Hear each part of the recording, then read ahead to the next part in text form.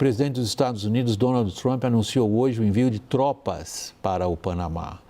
O governo dele fala em expulsar os chineses e recuperar o controle do canal interoceânico. Reportagem de Luciana Amaral. O anúncio foi feito durante a reunião de gabinete, transmitida ao vivo pela Casa Branca.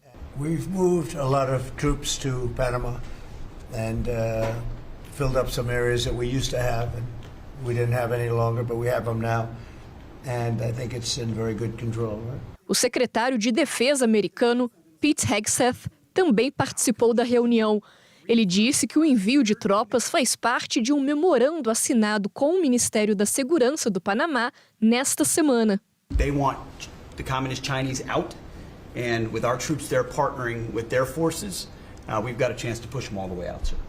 O governo de Donald Trump afirma que a administração chinesa de portos e outras estruturas pode ser usada para espionagem.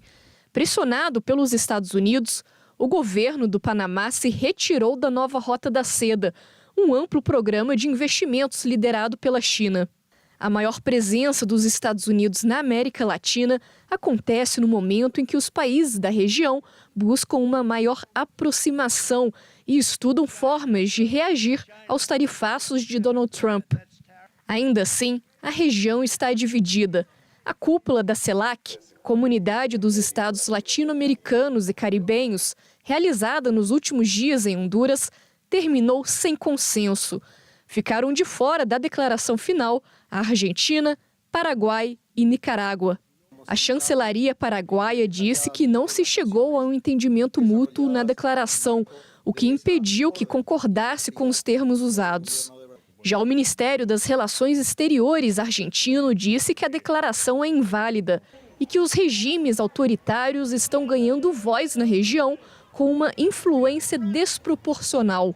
O Brasil vive atritos com os 3 países que se recusaram a assinar a declaração. Na Argentina, Javier Milei é o principal aliado de Trump na região e crítico de Lula. Com o Paraguai, o Brasil está numa crise de desconfiança diante da suspeita de espionagem. Já com a Nicarágua, não há mais relações frequentes e produtivas.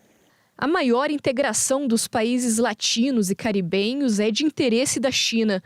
Em comunicado, o líder Xi Jinping parabenizou a cúpula da CELAC e se disse pronto para impulsionar novos projetos, viabilizando o que ele chamou de uma comunidade China-América Latina. Brian, começando pela questão do Panamá, você dirige uma revista de enorme influência no mundo diplomático e político latino-americano em geral. E no comecinho deste ano, pouco depois da posse de Trump, você escreveu um artigo que foi traduzido para o espanhol, para o português, teve grande repercussão, no qual você tentava identificar, afinal de contas, o que o Trump quer do canal do Panamá. E aí você escreveu o seguinte: a explicação final e mais problemática possível é que Trump realmente quer o canal de volta. É onde chegamos? Ninguém sabe. Eu sei que não é uma resposta que você quer, mas é a verdade. Seja nas tarifas, seja no canal de Panamá, ninguém sabe exatamente o que está na cabeça do Donald Trump, do presidente Trump. Isso é a estratégia dele, ele gosta da incerteza, ele é orgulhoso de ser imprevisível. Com respeito a Panamá, eu vejo o seguinte: eu vejo um presidente que quer sair na história como um dos grandes presidentes da história dos Estados Unidos. Em algum momento, ele se convenceu que tinha que ser como o presidente William McKinley, que não é um presidente muito conhecido no mundo e nem nos Estados Unidos, mas no final do século XIX, o William McKinley fez a última grande expansão do território americano, tomando Cuba, Porto Rico, Filipinas, depois da guerra com a Espanha. E tem uma montanha em Alasca, nos Estados Unidos, né, que leva o nome dele. Talvez essa seja a intenção do Donald Trump, encontrar uma estratégia para ter uma montanha que também algum dia leve o seu nome. O problema é que tem outra gente no mesmo governo americano que sabe que essa estratégia não é factível. Não, Panamá, por exemplo, tem uma questão longa de soberania sobre o canal. Então, resolver esses desejos do presidente Trump e a realidade é um tema difícil. Eu não sei Lorival, qual teria que ser o tamanho da montanha para abrigar o ego do Trump. McKinley é a maior montanha ali daquela parte do... E, aliás, tinha recebido um nome local e ele trocou o nome assim que assumiu. Imagina se ele cisma com a Concagua, por exemplo, que deve ser mais alto que o McKinley. Mas vamos à questão do Panamá. Não foi um acontecimento trivial de hoje. Não foi uma resposta do Trump a jornalistas ou algo que ele deixou escorregar numa entrevista coletiva, nada disso. Ele está do lado do chefe de defesa dele, o Hegseth, o chefe do Pentágono, que foi ao Panamá. E volta para reportar a Trump que ele conseguiu coisas importantes no Panamá. E aí o Trump vem e diz, eu estou ampliando minha presença militar. Até onde ele vai? Pois é, até aqui, até ontem, né, a nossa hipótese, eu trabalhava com a ideia de que o Trump não tem interesse em se engajar militarmente, que ele pretendia usar as tarifas como uma forma de conseguir o que ele quer, e de fato as tarifas são um substituto à guerra militar, né? A guerra quente, a guerra comercial é uma forma de guerra, mas sem matar as pessoas com armas e tal. Agora, de fato, acho que esse abre um novo capítulo, isso que aconteceu hoje. Ele também está ameaçando o Irã de bombardeá-lo, caso não assine um acordo nuclear. Tem negociação sábado em Amman.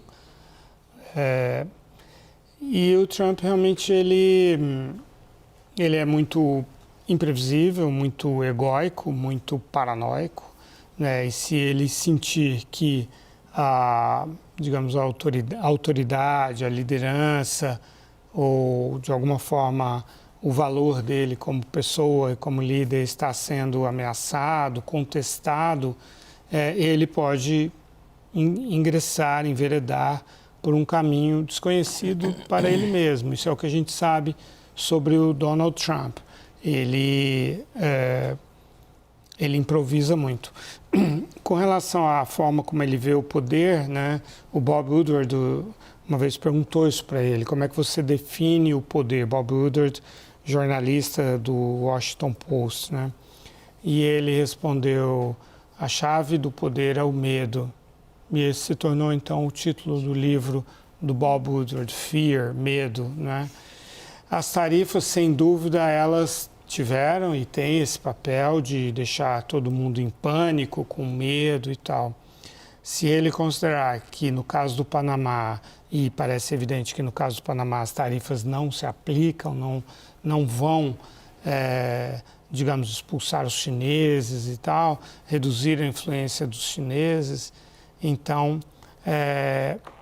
uma presença militar americana naquela região pode sim, num erro de cálculo, num acidente, num incidente, levar a algo inesperado e indesejado. Daniel, é sabido, a gente tem tratado disso aqui no WW extensivamente, como que a diplomacia brasileira, o governo brasileiro se prepararam para uma guerra comercial. Se prepararam para a imposição de tarifas. Claro, todo mundo foi surpreendido com o que aconteceu outra semana, não só o governo brasileiro. Está numa longa lista de países que ficaram da noite para o dia absolutamente atônitos com o que estava sendo implementado, e depois tem essa volta atrás do Trump. Mas agora a gente começa a ver o desenho de uma questão geopolítica. Não, eu vou colocar entre aspas, porque a importância do comércio é enorme para a economia mundial, mas apenas o comércio aí já está saindo de cena. Nós estamos possivelmente diante de outro tipo de questão geopolítica, essa do Panamá. E como é que nós estamos vendo isso? Olha, William, só para complementar aqui uma coisa que não pode passar despercebida no caso do Panamá é que o Pete Hegseth, secretário de Defesa, esteve na cidade do Panamá nos últimos dias, se encontrou inclusive com o presidente do Panamá e eles fizeram um comunicado conjunto, grifo aqui no conjunto. E quando acabou sendo divulgado o comunicado conjunto pelos Estados Unidos, o texto era outro daquele divulgado pelo governo panamenho. A palavra soberania inalienável sobre o Canal do Panamá deixou de constar desse comunicado. Eu me lembrei muito de uma fala aqui do Roberto Azevedo, ex-diretor-geral da OMC, que dizia: o mínimo que você tem que ter é química, ou vamos dizer, confiança entre dois negociadores para chegar em algum tipo de acordo. Se você se perde na tradução para encarar com boa vontade o que aconteceu no episódio de Panamá, é difícil chegar a qualquer tipo de acordo, porque você tem a erosão da confiança em si mesma, né? Agora, no caso concreto aqui de China e a migração do que está acontecendo, já passou a ter uma percepção do governo brasileiro e de pessoas que têm conversado diretamente com o presidente Lula praticamente todos os dias, que o que está na cabeça do Trump hoje é China. É a disputa geopolítica com a China, que ele usa as tarifas também por causa disso, não é só olhando o déficit comercial. Então, que uma próxima rodada, talvez não seja amanhã ou na semana que vem, há esse elemento de imprevisibilidade muito grande, mas que uma coisa que vem por aí, principalmente para os países da América Latina, é a aplicação de tarifas mais pesadas para aqueles países que se relacionam de forma intensa com a China, que importam grandes volumes de mercadorias industriais da China, ou que têm grandes investimentos chineses em infraestrutura, ou que fazem parte da iniciativa Cinturão e Rota. Tudo isso pode ser levado em conta não numa fórmula matemática, porque a gente viu que isso não funciona na Casa Branca, mas numa abordagem da Casa Branca de punir com tarifas no primeiro momento aqueles países que se relacionam com a China. Ou seja, não é mais sobre comércio, passa a ser também e principalmente a relação com a China pelos países da América Latina. Aí é uma história em que nós não estamos muito bem na foto, porque a nossa relação é bastante intensa, assim como o Peru, assim como Colômbia e uma série de outros países da região. Em outras palavras, quem se dá bem com a China vai se dar mal com os Estados Unidos. Há um texto seu que você publicou agora há pouco, no site da CNN, com um pouco mais de detalhes do que você disse, Caio. William, o governo brasileiro ele continua com uma estratégia dupla, né? Na política é uma estratégia mais agressiva, na diplomacia mais agressiva. Haja vista tudo que aconteceu lá em Honduras, nessa passagem, o Lula liderou, o Itamaraty liderou uma conclusão ali de um texto, uma confecção de um texto, deixando claro ali uma crítica ao Donald Trump, né? E ganhou com isso o apoio da maioria dos países, de 30 dos 33, à exceção apenas do Paraguai e da Argentina, que são ligados e que sequer mandaram o alto escalão de seus governos. Então, na política e na diplomacia, na minha leitura, é uma estratégia mais agressiva. Por outro lado, na estratégia comercial, sendo extremamente pragmático e, uma ironia, até diplomático, né? Porque o governo brasileiro, o MDIC e a área econômica do Itamaraty, Maurício Lírio, fazendo uma condução que está dando certo até agora, né? É surpreendente isso, né? Que a estratégia política ainda não contaminou essa estratégia comercial que até agora está dando certo.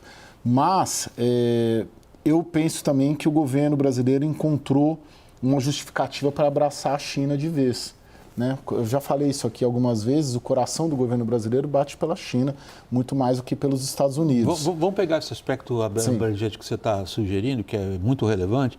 Eu queria passar para a Thaís agora isso que você acabou de dizer. Você enxerga que tipo de estratégia aí especificamente comercial, no nosso caso, Thaís? William, a China é um parceiro estratégico para o Brasil, não tem como a gente escapar disso. O Brasil também é o maior receptor de investimentos da China, da América Latina. Essa preocupação que o Daniel traz, por exemplo, ela faz sentido, porque a hora que o governo americano fizer a conta vai perceber que nos últimos anos o Brasil recebeu mais de 40% de tudo que está investido da China na América Latina. Esse investimento já foi muito maior antes da pandemia e diminuiu depois da pandemia, mas ainda assim o Brasil continua tendo esse investimento. Então, eu não vejo como o Brasil consiga se desassociar, senão fortalecer essa relação ao longo dos anos, mesmo diante desse cenário ou dessa ameaça que o governo brasileiro enxerga. Essa ameaça que o governo brasileiro enxerga, Brian, na percepção do governo brasileiro é bastante real. É aquela percepção de que, como o Brasil depende em boa medida de mercados na Ásia, sobretudo na China, e a China e o Brasil entendem que a postura de Washington é cercar e conter o máximo que puder a China, faz sentido aos olhos do governo brasileiro esperar algum tipo de punição por conta disso.